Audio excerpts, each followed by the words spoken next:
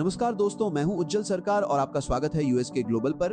आज हम एक ऐसे विषय पर बात करने जा रहे हैं जिसकी गूंज सिर्फ हमारे पड़ोसी मुल्क पाकिस्तान तक सीमित नहीं रहने वाली, बल्कि पूरे दक्षिण एशिया पर इसके गहरे असर पड़ सकते हैं।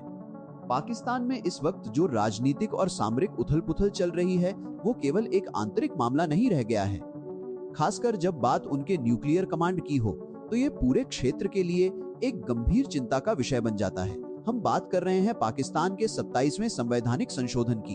अब ये सिर्फ एक कानूनी बदलाव नहीं है, बल्कि पाकिस्तान की लोकतांत्रिक नींव पर ये शायद एक आखिरी प्रहार साबित हो सकता है।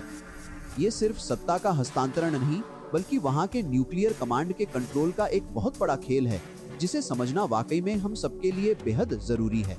आप देखिए, पाकिस्तान में सेना का प्रभुत्व हमेशा से रहा है। ये कोई नई बात नहीं है। प्रधानमंत्री चाहे कोई भी बने, असली रिमोट कंट्रोल हमेशा रावलपिंडी के हाथों में ही रहा है। लेकिन पिछले कुछ समय से आर्मी चीफ आसिम मुनीर ने तो इस पर्दे को भी हटा दिया है। उन्होंने अपने पास चीफ ऑफ डिफेंस फोर्सेज और चीफ ऑफ आर्मी स्टाफ दोनों की शक्तियां पहले ही केंद्रित कर ली थी। कई अंतर्राष्ट्रीय मंचों पर भी ये देखने को मिला है कि शहबाज शरीफ पीछे खड़े होते हैं और आसिम मुनीर खुद आगे आकर देश का प्रतिनिधित्व करते हैं। अब जो रिपोर्ट्स आ रही हैं, वो तो और भी चौंकाने वाली हैं। कहा जा रहा है कि ये 27वां संशोधन आसिम मुनीर को पाकिस्तान की न्यूक्लियर कमांड का भी असीमित अधिकार देने वाला है। मतलब प्रधानमंत्री का अब कोई रोल ही नहीं रहेगा। यही समझने वाली बात है। दरअसल इस नए अमेंडमेंट के तहत एक नेशनल स्ट्रेटेजिक कमांड यानी एनएससी का गठन किया जा रहा है। इसका मुख्य काम होगा देश के सभी स्ट्रेटेजिक एसेट्स और उसके न्यूक्लियर आर्सेनल की ऑपरेशनल ओवरसाइट रखना। आसान शब्दों में कहें तो पाकिस्तान के परमाणु हथियारों का प्रबंधन और नियंत्रण अब पूरी तरह से इस नई इकाई के हाथ में होगा। पहले ये व्यवस्था नेशनल कमांड अथॉरिटी एनसीए के तहत आती थी, जिसे एक सिविलियन लेड फ्रेमवर्क माना जाता था। यानी प्रधानमंत्री का इसमें एक अहम रोल होता था, क्योंकि वे लोकतांत्रिक रूप से चुने हुए प्रतिनिधि होते थे। लेकिन अब इस एनएससी का हेड कोई 4 स्टार मिलिट्री जनरल होगा। और खबरें तो यहाँ तक हैं कि आसिम मुनीर ने अपने लेफ्टिनेंट जनरल सैयद आमिर रजा को इसका इनॉग्रल कमांडर बना भी दिया है। मतलब ये तो सीधा सीधा प्रधानमंत्री की शक्तियों को बाईपास करना हुआ। पीएम का रोल सिर्फ नाम का, या यूं कहें कि सिर्फ इंफॉर्मेशन पास करने तक सीमित रह जाएगा। यह एक तरीके से पाकिस्तान की मिलिट्री का, विशेषकर आसिम मुनीर का, न्यूक्लियर पावर पर पूर्ण नियंत्रण स्थापित करने का सीधा प्रयास है। इसके कई गहरे निहितार्थ होंगे। सबसे पहले तो पाकिस्तान में लोकतंत्र का क्या होगा। अगर प्रधानमंत्री अपने ही देश के परमाणु हथियारों पर सीधी कमांड नहीं रख सकता, तो उसे लोकतांत्रिक रूप से निर्वाचित सरकार कैसे कहा जा सकता है। ये एक ऐसा कदम है जो पाकिस्तान में लोकतंत्र के पूरी तरह से खात्मे का ऐलान है।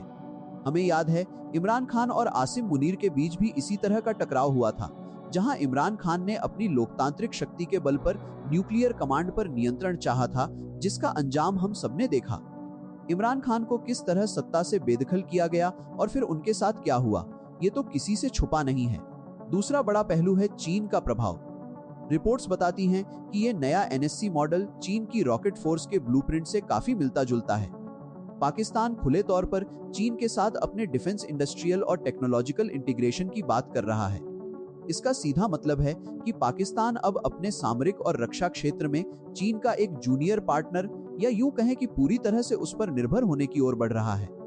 तो ये भारत के लिए एक बड़ी चिंता का विषय है, क्योंकि हमारे पड़ोसी में चीन की सैन्य पैठ और उसका बढ़ता प्रभाव हमारी सुरक्षा के लिए नई चुनौतियां खड़ी करेगा। अगर पाकिस्तान अपनी परमाणु शक्ति का नियंत्रण भी चीन के मॉडल पर आधारित कर रहा है और चीन के साथ उनकी सैन्य निर्भरता बढ़ रही है, तो ये सीधे तौर पर हमारी राष्ट्रीय सुरक्षा को प्रभावित करता है। ये रीअलाइनमेंट केवल न्यूक्लियर कमांड तक सीमित नहीं है।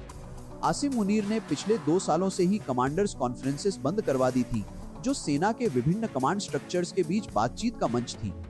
उनका लक्ष्य है सारी डिसीजन मेकिंग को सीनियर लीडरशिप के पास सेंट्रलाइज करना। यहाँ तक कि जो रीजनल कॉर्प्स कमांडर्स होते थे, जिनकी अपनी एक ट्रेडिशनल ऑटोनॉमी होती थी, उनकी शक्तियों को भी कम करने की कोशिश चल रही है। यानी ये सिर्फ न्यूक्लियर कमांड का अधिग्रहण नहीं, बल्कि पूरी पाकिस्तानी सेना और सरकार के ढांचे को आसिम मुनीर की इच्छा के अनुरूप ढालने का एक व्यापक अभियान है। ये दर्शाता है कि वो सिर्फ परमाणु शक्ति पर ही नहीं, बल्कि पूरे देश के तंत्र पर अपनी पकड़ मजबूत करना चाहते हैं। तो पाकिस्तान की आंतरिक राजनीति, उसकी आर्थिक स्थिरता और उसकी अंतर्राष्ट्रीय पहचान के लिए ये एक बहुत ही क्रिटिकल मोड़ है। मतलब पाकिस्तान में 27वां संवैधानिक संशोधन सिर्फ एक कानूनी प्रक्रिया नहीं है, ये सत्ता के पूर्ण केंद्रीकरण, लोकतंत्र के अंत और चीन के बढ़ते प्रभाव का प्रतीक है। ये कदम पाकिस्तान को एक आर्मी नेशन से भी आगे एक वन मैन आर्मी नेशन में बदल सकता है, जिसके क्षेत्रीय और वैश्विक स्तर पर गंभीर परिणाम होंगे। हमें ये देखना होगा कि ये नया ढांचा पाकिस्तान के भीतर किस तरह की प्रतिक्रियाएं पैदा करता है और क्षेत्र की भू राजनीति पर इसका क्या असर पड़ता है। तो दोस्तों, ये थी पाकिस्तान के 27वें संवैधानिक संशोधन पर हमारी चर्चा। उम्मीद है आपको यह जानकारी पूर्ण लगी होगी। वीडियो पसंद आए तो लाइक करें, शेयर करें, चैनल को सब्सक्राइब करें। हम फिर मिलेंगे एक नए विषय और नए विश्लेषण के साथ। जय हिंद।